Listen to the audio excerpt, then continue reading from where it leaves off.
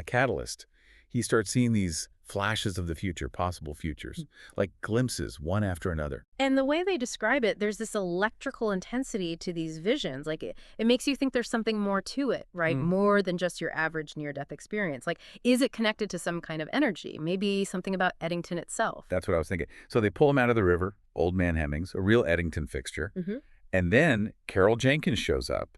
She's the deputy mayor, and she's also like a childhood friend. Yeah. It really hits you how connected he is to these people, his past, his present, all tied to this one place. Right, exactly. And get this, even after all that, while he's recovering at Mac's repair shop, he has another vision. Quick, fleeting, but it's there. It's like a little hint that something's changing inside him. So naturally, Ellis, being Ellis, he's got to figure it out. Right. So he sets up this lab, and I'm not kidding, it's in the abandoned Langston Mill. Yeah. He's got an EEG machine, strobe lights, even a sensory deprivation tank.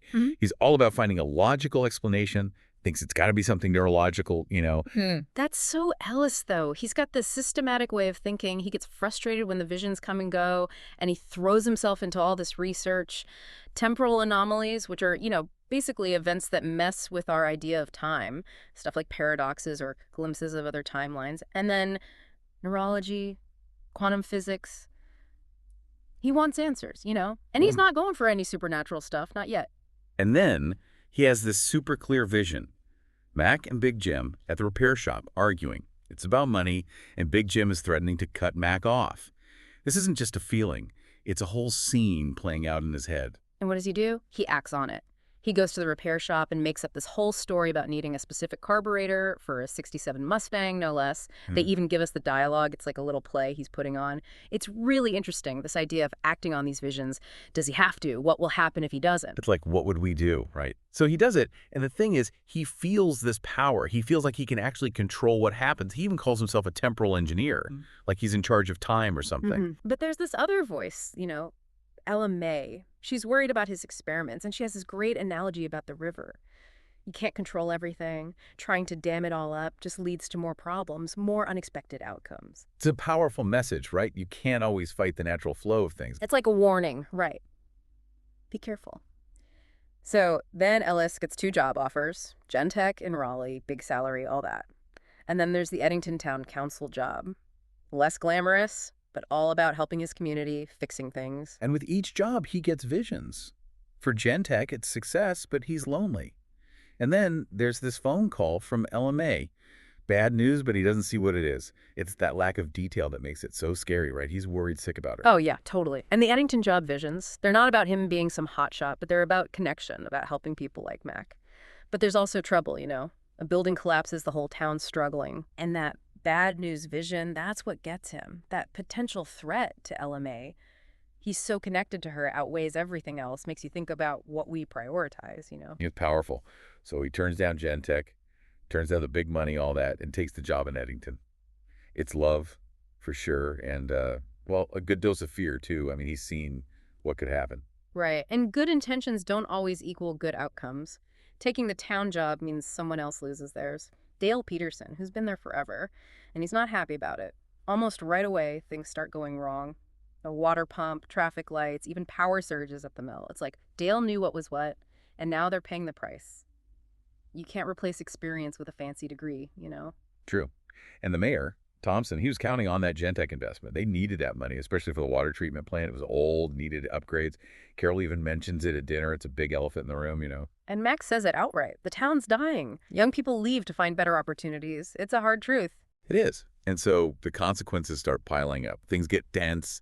In Eddington, there's this anxiety hanging over everything. And Ellis is right in the middle of it. Dale leaving leaves a big hole, Mac talks about how much Dale knew, stuff you can't just learn overnight, makes you think about those unsung heroes, the people who keep things running. Yeah, they're the backbone, right? Yeah. And then Sweet Surrender, the bakery, it closes down. It's heartbreaking. Mrs. Henderson, her dreams, all gone. And it's tied to that lost investment, the money they needed to keep things going. And Mac, he can't even get the supplies he needs. Small businesses, they get squeezed, can't compete. Exactly. And people start blaming Ellis. They whisper about him, how it's all his fault. It's what people do, right? Find someone to blame when things go bad. It is. And all this just makes Ellis push harder with his experiments. He's obsessed with understanding what's happening, with controlling it, builds a helmet, starts using electrical stimulation. LMA's worried, but he's not stopping. He's got to figure it out, right? And Carol, she's under so much pressure with everything going wrong in town. She keeps talking to Ellis, wanting him to help. She has no idea what he's really dealing with, just adds to the pressure, you know? It's a lot. And then he has this vision, bad one, sirens, broken glass, and Ella May in her living room, and there's fire. It's terrifying, the whole thing. Oh, yeah, that vision. It's all about Ella May now. He's got to protect her. He's obsessed with the details, especially this frayed electrical wire. It's behind her fridge, and it's like the key to the whole thing. He's researching house fires like crazy, fixated on that one detail. It's like that one little thing, that's all he can see, you know? And he goes to her house right then, no warning, checks the wiring, and there it is, the frayed wire, just like in his vision. He fixes it, and for a second you think he's done it. Saved her. But it's not that simple, is it? The feeling of dread comes back, and he realizes maybe he just changed things, not fixed them. Moved the problem, that's all. Right, like a game of whack-a-mole.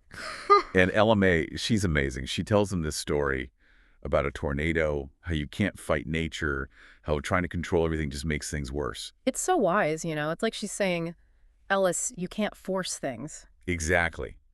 And that's when it hits him, he has this realization.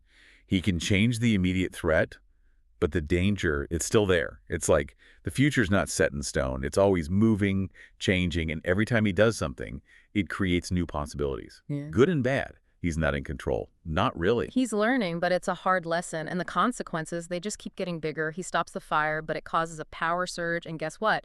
It messes up the water treatment plant, the one that was already in bad shape, and now the water's contaminated. It's a chain reaction. And Mac's shop, it's even worse now. He's barely hanging on, and it's partly because of what Ellis did with Big Jim, you remember? Right, the Mustang carburetor. It's like everything's snowballing. Yeah, it is. Ellis is drowning in guilt.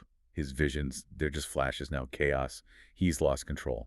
And he's searching for answers. Online, he finds this forum all about temporal anomalies. There's this group, Kronos, and they're talking about weird energy readings near Eddington. It's like suddenly he's not alone in all this weirdness. And then he has another vision, a big one. This time it's a satellite dish with a big C on it, Kronos. And there's the scientist guy, Dr. Silas Thorne.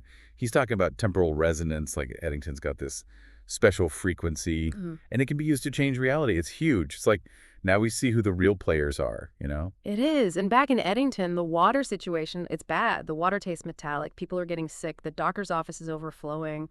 Carol's trying to handle it all, and she's starting to think that power surge, it wasn't an accident. Yeah, she's putting it together.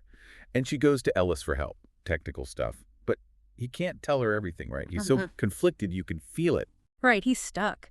So Ellis, he's trying to figure out Kronos, right?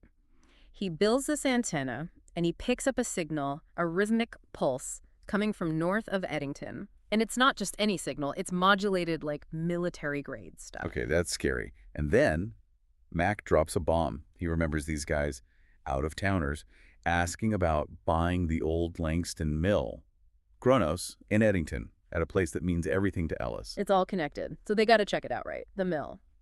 Ellis is freaking out. He feels like time's running out. It's a huge cliffhanger. Total cliffhanger. Right. And now Ellis is paranoid. He's trying to cover his tracks online, deleting stuff, but it's like they're always one step ahead. Forum posts vanish, articles change, and the ads he sees, they're all about the stuff he's researching. It's creepy. I'd be freaked out too. And then, bam, another vision. The Kronos satellite dish again. And Dr. Thorne giving a lecture. He's talking about Eddington's temporal resonance and how it can be used to get this reshaped reality. It's like they've got this huge world-changing plan, and Eddington's at the center of it.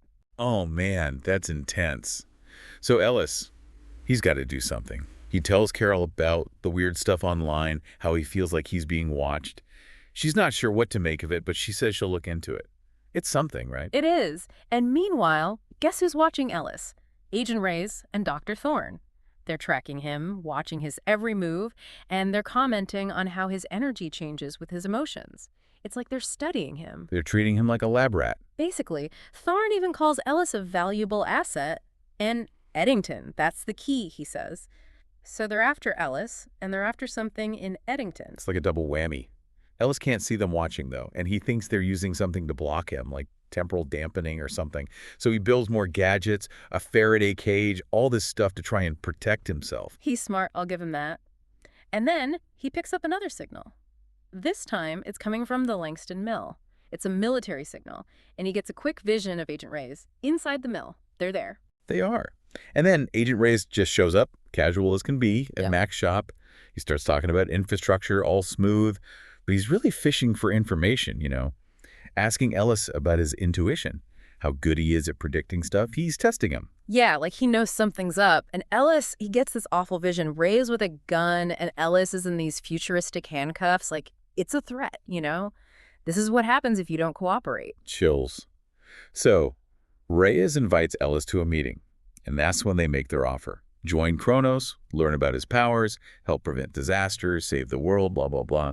But there's a catch, right? They're basically saying, if you don't join us, Eddington's screwed, and you're on your own. Classic bad guy move, right. And they flat out say they know about Eddington's energy, that they want to study it. So it's not just about Ellis, it's about what Eddington has, this power, whatever it is. It's like they want to use him in the town. So Ellis, he needs time to think. But Reyes, he's not playing around. It's a veiled threat, for sure. And in the end, Ellis decides he's going to investigate Kronos, and he's going to talk to LMA. Smart move. And things change after Ellis says no to Kronos. Hmm. A bad feeling settles over Eddington. It's like the town's holding its breath, and everyone can feel it. The Watchers are getting closer. Yeah, it's like the walls are closing in. Yeah. Ellis, he tries to fix things, He leaks this fake news about a big project, money coming in. He wants the town council to work together, stop fighting. He's trying to control things again. And it blows up in his face big time. The leak doesn't bring people together. It tears them apart. Suddenly, there are accusations of corruption. People are pointing fingers. And Carol, she gets caught in the middle of it all. Her reputation's trashed. Yeah, she's in the hot seat. Yep. And the water treatment plant, it breaks down even worse. The council can't agree on anything, so nothing gets fixed. It's a disaster. They're telling everyone to boil their water. People are panicking. Businesses are closing down. Sweets surrendered. The bakery, gone. It's a ghost town. Poor Mac. He's lost everything.